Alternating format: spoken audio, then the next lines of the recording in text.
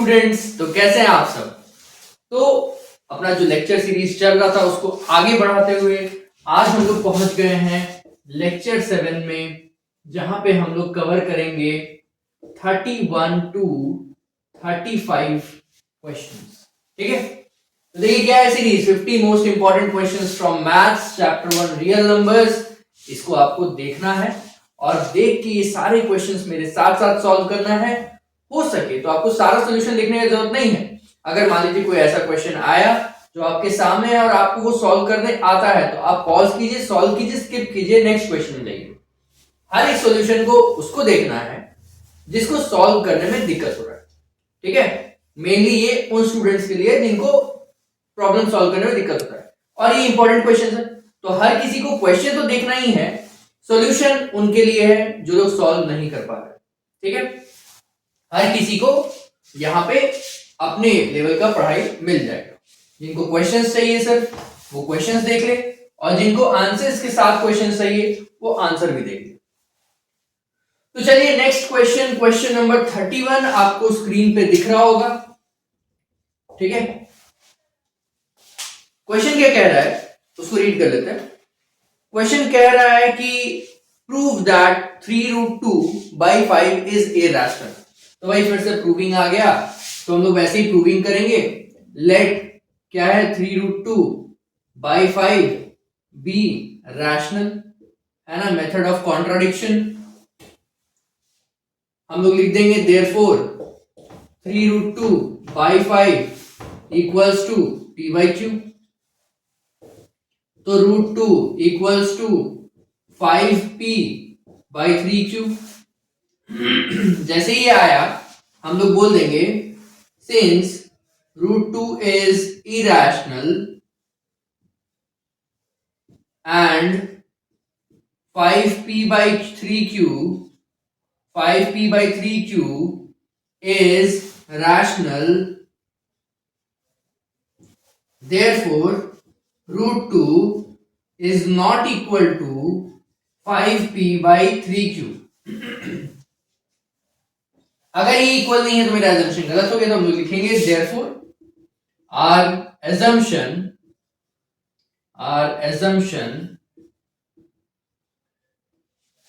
contradicts।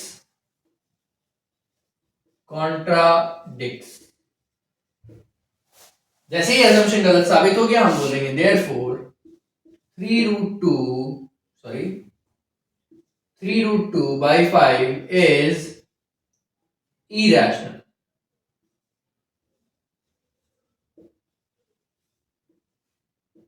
ठीक है, प्रूव हो गया।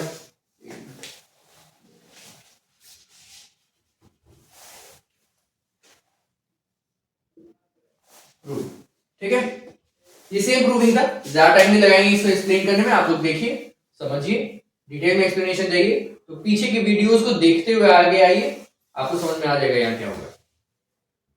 चलिए क्वेश्चन नंबर 32 में आगे बढ़ते हैं, इसको इरेज करते हैं। क्वेश्चन नंबर 32 क्या कहता है, देखिए आपको स्क्रीन पे दिख रहा होगा। Right the decimal expansion of given number, जो भी फ्रैक्शन गिवन है विदाउट डिवाइडिंग। मतलब ये जो आपका एक फ्रैक्शन गिवन है, क्या फ्रैक्शन है, ये आंसर नंबर 32 है, और फ्रैक्शन जो गिवन है वो है 154,787/1250। ठीक है, इसको बिना डिवाइड किए डेसिमल में कन्वर्ट करना। तो डेसिमल में कन्वर्ट करने के लिए सबसे पहले तो आप ये पता कीजिए कि क्या इसका टर्मिनेटिंग डेसिमल आ भी सकता है कि नहीं। तो हम लोग 1250 को फैक्टराइज करेंगे। तो चलिए 2 से शुरू करते हैं, 6 और यहां 25, फिर ये 5 से हो गया, ठीक है ना, ठीक है, 5 से हो गया 125, फिर ये 5 से हो गया 25, फिर ये 5 से हो गया 5, फिर ये 5 से हो गया 1। तो भाई इसको हम ऐसे लिख सकते हैं 154,787। ऊपर तो ठीक है, नीचे में 2 का पावर 1 और 5 का पावर 4, 4 बार है, तो 2 का पावर 1, 5 का पावर 4। 2 और 5 अगर सिर्फ दिख रहा है तो वो टर्मिनेटिंग है। क्लियर हो गया? मतलब ये वाला जो इसका डेसिमल आएगा वो टर्मिनेटिंग होगा। अब जब टर्मिनेटिंग होगा तो हम लोग बिना डिवाइड किए कैसे कन्वर्ट करते हैं, ध्यान से देखिए। हम लोग क्या करते हैं, 2 और 5 में जिसका पावर बड़ा है उन दोनों के मतलब छोटे वाले को बड़े वाले तक ले जाना है। जैसे 2 का पावर यहां 1 है, 5 का पावर 4 है, 1 पावर को 4 पावर बनाना है 2 के लिए। तो भाई इसको अगर हमको 4 पावर बनाना है तो हमको और 3 ठो 2 चाहिए ना। यहां 2 का पावर 1 है, 2 का पावर 3 एक और डाल देंगे तो 3 प्लस 1 4 हो जाएगा। चलिए डाल के देखते हैं, 787 बाई 2 का पावर 1 है, 5 का पावर 4 है और एक 2 का पावर 3 डाल देते हैं तो 3 प्लस 1 4 हो जाएगा इसके बराबर। तो जो भी छोटा पावर होगा, अगर 5 का पावर छोटा होता तो 2 के पावर के बराबर करते, क्योंकि यहां पे 2 का पावर छोटा है तो 5 का पावर जो है उसके बराबर बनाना है उसको। तो 2 का पावर 1 उसमें और 3 ऐड कर दो तो 4 बन जाएगा। एक एक्स्ट्रा 2 का पावर 3 हम लगा दिए बराबर करने की। अब फ्रैक्शन है ये, इसमें हम नीचे कुछ लगाएंगे तो वही सेम चीज हमको ऊपर भी लगाना पड़ेगा। तो ऊपर वाला तो भाई मल्टीप्लाई कर लेना, 2 का पावर 3 मतलब 8 होता है। चलिए 8 से मल्टीप्लाई कर लेते हैं, 8 7 जो 56, 5 हाथ में, 8 8 जो 64, 69, 6 हाथ में, 8 7 जो 56, 62, 2 6 हाथ में, 8 4 जो 32, 38, 3 हाथ में, 8 5 जो 40, 43, 3 4 हाथ में, 8 1 जो 8, 12। कितना है? और नीचे क्या है, 2 का पावर 4, 5 का पावर 4। अब जितना भी पावर होता है ना दोनों में, सेम ही है दोनों का क्योंकि हम सेम बनाए हैं, तो जो भी पावर है दोनों में उतना पीछे से नंबर छोड़ के पॉइंट लगा दीजिए। तो पीछे से देखिए 4 नंबर छोड़ देते हैं, यहां क्या तो 123 के आगे पॉइंट, यहां पे पॉइंट आ जाएगा ना, उसके बाद जो 4 है वो लिख दीजिए। ये आ गया आपका आंसर। क्लियर है? पहले क्या किए हम लोग, दोनों का पावर ले लिए, दोनों का फैक्टराइज करके लिख दिए, फिर जिसका छोटा पावर था उसको बड़े पावर के बराबर किए। कैसे किए, एक्स्ट्रा जो कमी है उतना पावर मल्टीप्लाई में डाल दिए, जो नीचे डालेंगे वही ऊपर भी डालेंगे, ऊपर वाला को मल्टीप्लाई कर लिए, मल्टीप्लाई करके लिख दिए। अब ये जो दोनों का पावर आ गया था बराबर होने के बाद उसमें जितना भी नंबर है पावर में पीछे से उतना नंबर छोड़ के पॉइंट लगा देते। ठीक है, पॉइंट को उतना पीछे घसकाना है। तो पॉइंट अभी यहां पे है, 4 पीछे घसकाएंगे तो यहां पहुंच जाएगा और यहां पे हम पॉइंट लगा दिए, मेरा आंसर हो गया। एक बार अच्छे से देख लीजिए, वापस से रिवाइंड करके सुन लीजिए अगर क्लियर नहीं हुआ है, बहुत इंपॉर्टेंट क्वेश्चन है ये वाला। तो ये अपना आंसर 32 कंप्लीट होता है। अब हम लोग बढ़ते हैं अपने नेक्स्ट क्वेश्चन। तो नेक्स्ट क्वेश्चन नंबर 33 आपको आपके स्क्रीन पे दिख रहा होगा। तो चलिए स्टार्ट करते हैं। 33 लिखा हुआ है, decimal expansion of given number will terminate after how many places, right the decimal expansion without dividing. ये तो सेम टाइप का क्वेश्चन हो गया। तो चलिए इसको बनाते हैं। आंसर 33, एक नंबर दिया आपको 23457 बाय 2 का पावर 3 इंटू 5 का पावर 4। अब करना क्या है कि दोनों में आपको तो पहले पता करना है कि ये टर्मिनेटिंग है कि नहीं। ये पूछ रहा है ना कि नहीं हाउ मेनी डेसिमल प्लेस के बाद टर्मिनेट करेगा, ये पूछ रहा है। तो भाई टर्मिनेटिंग है ये क्योंकि 2 और 5 दिख रहा है ना, उसके अलावा कुछ नहीं दिख रहा है डिनोमिनेटर में। अच्छा, दोनों को बराबर बना देते हैं, दोनों को बराबर बना देते हैं। तो एक 2 अपने मन से डालना पड़ेगा ना, 2 का पावर 1, जितना नीचे डालेंगे उतना ही ऊपर भी डालना पड़ेगा, जैसे पिछले क्वेश्चन में किए थे। डाल लिए, अब क्या बन गया 2 7 जा 14, 2 का पावर 1 तो 2 ही होता है, 2 7 जा 14, 4 1 हाथ में, 2 5 जा 10 11, 2 4 जा 8 9, 2 3 जा 6, 2 2 जा 4, सॉरी 2 2 जा 4। और नीचे में क्या है 2 का पावर 4 हो गया 3 प्लस 1, और ये 5 का पावर 4। तो जितना नंबर नीचे में होता है पावर में, पॉइंट के बाद उतना ही डिजिट रहता है ना, पॉइंट उतना ही पीछे खसकेगा, तो भाई पॉइंट के बाद उतना ही डिजिट रहेगा, 4 डिजिट। तो पहला का आंसर तो हो गया, therefore 4 decimal places are present. 4 decimal places है, ठीक है।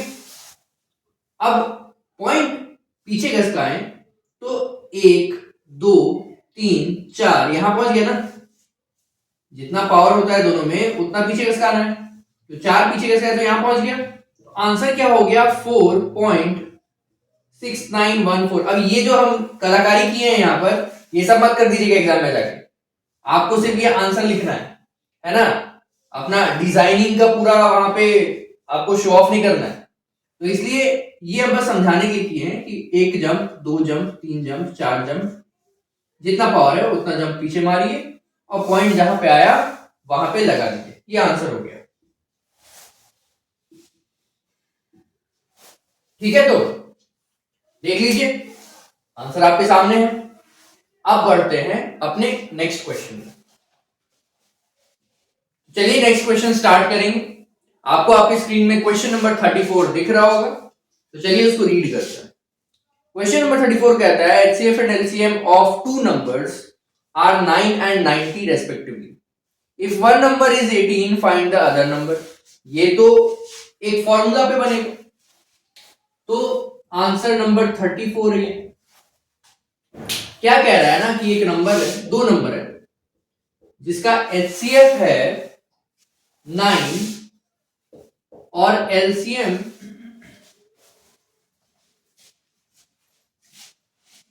सॉरी फ्रेंड्स, थोड़ा ऑब्स्टिकल हो गया था, पावर कट हो गया था, तो हम लोग जहां पे अपना क्वेश्चन छोड़े थे वहां से आगे बढ़ेंगे। और अपना क्वेश्चन नंबर था 34 और 34 क्वेश्चन था HCF और LCM गिवन है 9 और 90।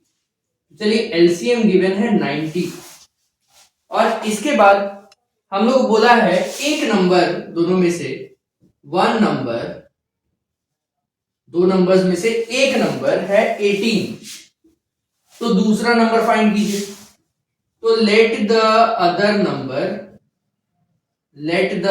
Number be x। जो दूसरा नंबर फाइंड करना है उसको हम लोग x अज्यूम कर लेते हैं, तो हम लिख लेते हैं देयरफॉर, सॉरी इसे लिखेंगे since HCF into LCM equals to product of two numbers। तो HCF कितना है 9, LCM कितना है 90, 2 नंबर्स का प्रोडक्ट करना है, तो एक नंबर तो 18 है, दूसरा x है।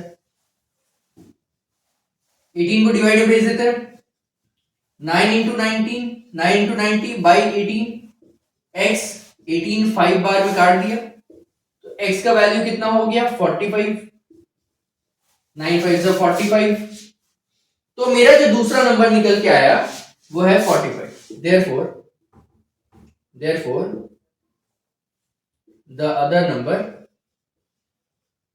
number is 45 आंसर, ठीक है। तो ये आंसर नंबर 34 है। HCF into LCM equals to product of two numbers, इस फॉर्मूले पे बना हुआ है, देख लीजिए और सॉल्व कर लीजिए। तो चलिए अपने बढ़ते हैं इस वीडियो के आखिरी क्वेश्चन में, क्वेश्चन नंबर 35। तो आपके सामने क्वेश्चन नंबर 35 दिख रहा होगा और उसमें क्या लिखा हुआ है देखते हैं। क्वेश्चन नंबर 35 बोलता है कि आपके सामने 4 ऑप्शंस हैं, a pair of irrational numbers whose product is a rational number. आपको जो 4 ऑप्शंस है उन हर एक ऑप्शन में 2-2 इरेशनल नंबर का पेयर, मतलब 2-2 आपको नंबर्स दिए हुए हैं। आपको एक ऐसा पेयर ढूंढना है जिसका प्रोडक्ट अगर हम करेंगे ना, पहले तो दोनों इरेशनल नंबर होना चाहिए और उसके बाद दोनों का प्रोडक्ट करेंगे तो जो आंसर आएगा वो रैशनल होना चाहिए। चलिए देखते हैं, इसको हम लोग सीधा ऑप्शन से ही बनाते हैं। क्या है, अच्छा ठीक, ऑप्शन से ही बनाते हैं। तो आंसर नंबर 35, ऑप्शन देख लेते हैं भाई क्या क्या है। ऑप्शन है √16, √4। सेकेंड ऑप्शन है √5, √2। थर्ड ऑप्शन है √3, √27। फोर्थ ऑप्शन है √36, √2। ठीक है, तो ये आपका गिवन है ऑप्शन। तो पहले क्या है, दो इरेशनल नंबर बोला है ना, तो देख लेते भाई, ये √16 है, इसका तो आंसर 4 आ जाएगा। √4 है, इसका आंसर 2 आ जाएगा। तो ये तो पहले ही कैंसिल आउट कर दीजिए, ये तो दोनों इरेशनल है ही नहीं। चलिए, √5, √2, अच्छा ये भी प्राइम नंबर, ये भी प्राइम नंबर, तो इसका मतलब ये भी इरेशनल, ये भी इरेशनल। पहला कंडीशन तो फुलफिल होता है। दूसरा कंडीशन, कि दोनों को मल्टीप्लाई करेंगे तो जो आंसर आएगा वो रैशनल होगा।